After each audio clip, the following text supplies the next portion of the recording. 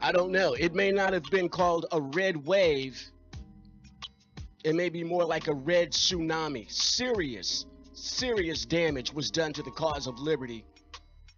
2018 midterms here in the Lone Star State. There is no two ways about it. There's no sugarcoating it.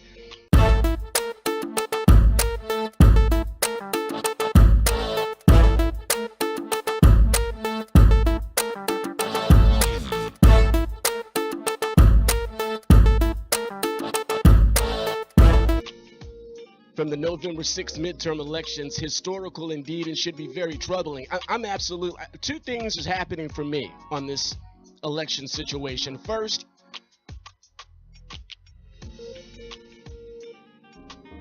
I have to absolutely, totally admit that I am in shock. 100% total, absolute shock over the election results for the 2018 midterm. Totally disappointed, totally infuriated at how the Republican Party performed in the 2018 GOP primary. Oh, by the way, Eugene Routh is going to be here in today's program to help me chew over some of these numbers, because we've got some deep dive analysis that we've got to go through when it comes to the 2018 midterms. A little bit nationally, just for a 30,000-foot view, but primarily because we are your Texas network. What happened here in Texas? Because I don't know. It may not have been called a red wave. It may be more like a red tsunami. Serious damage was done to the cause of liberty. 2018 midterms here in the Lone Star State. There is no two ways about it. There's no sugarcoating it. There's no putting any lipstick on this pig. What happened in the 2018 midterms, I mean, in comparison to 2010, the huge Tea Party victory, we need to make that comparison. Not nearly as positive. A lot of damage done. Good people lost here in Texas. And some folks need to be fed up over what has happened here in Texas and what this portends going into the future. And I'm going to lay blame squarely at the feet of the GOP, the collective, the GOP, the Republican National Committee, the Texas GOP, and oh my goodness, the individual urban counties and suburban counties in Texas. Oh, they need a good whooping. That's what they need. Somebody needs to bend over their knee the county chairs of each one of these counties, and I mean give them a bloodletting whipping with the belt buckle. My goodness. It demonstrates a level of fecklessness, a level of incompetence, a lack of vision that is worthy of each one of these people resigning immediately. I'm just going to say right now, before I even get into Harris County and breaking down the numbers, Paul Simpson, Harris County Republican Party chair, needs to fall on his sword right now. He needs to resign his post right now. If everybody in Harris County, the Republicans that is, lost their elections, a complete blue washing, if you will, then why is Paul Simpson privy to having his job?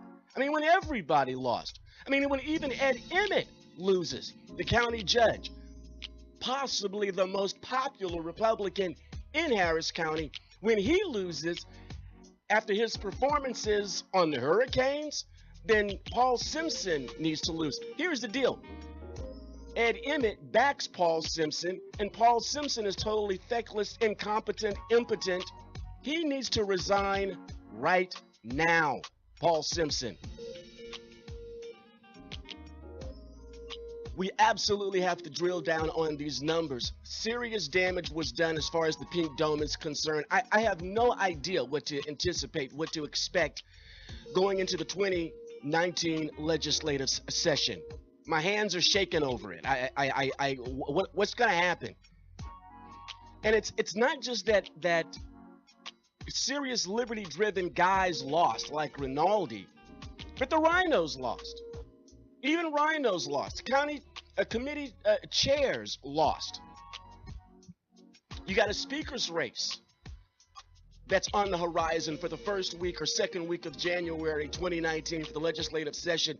And you've got utter, absolute, total chaos, total uncertainty about what the composition of the GOP is going to look like, the leadership of the GOP. It's an utter mess.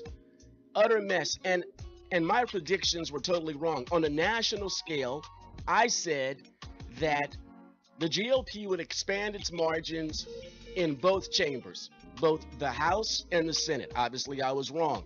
Expanded majorities, their majority in the Senate, but lost total control in the lower chamber, the House of Representatives.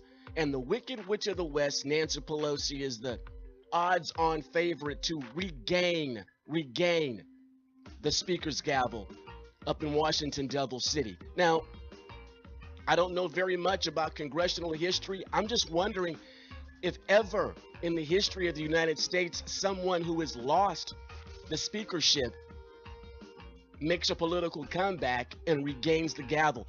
That's why she's been hanging on for so long.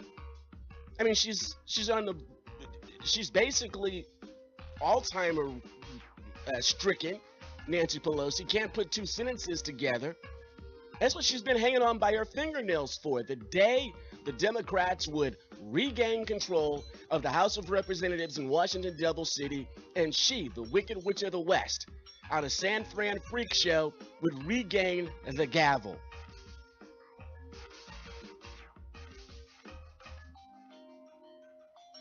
So I was totally wrong on that.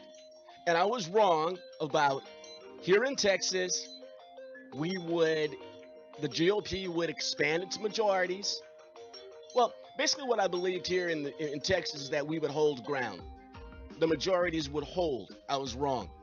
I mean, just a couple of months ago, we were thrilled about the fact that Flores won a state Senate seat over in San Antonio that hadn't been Republican in 130 years. It gave the Texas Senate a supermajority. And we were thrilled. Oh boy. Then comes November the 6th, and that supermajority is gone because Republicans lost state Senate elections. Just shocking, totally shocking. Losing ground, if you ask me, that may be hard to regain. And we're going to have to dig into these numbers and try to find some answers. This is going to take program after program after program after program to analyze what really happened in the 2018 midterms. It just suffices to say that as far as the Republicans are concerned, as far as the cause of life, liberty, and prosperity is concerned, here in the Lone Star State, serious damage was done to the movement, and we have to look ourselves in the mirror and be honest about it. We can't sugarcoat it. We can't try to spin it. I was looking, hoping, praying for absolute, total, ultimate victory. That's not what happened. The tide has definitely turned. Now, what are we going to do about it as liberty-driven Texans? That's what I'm here to lead the discussion on. Don't cut the stream. We've got a lot of intellectual exercising to do.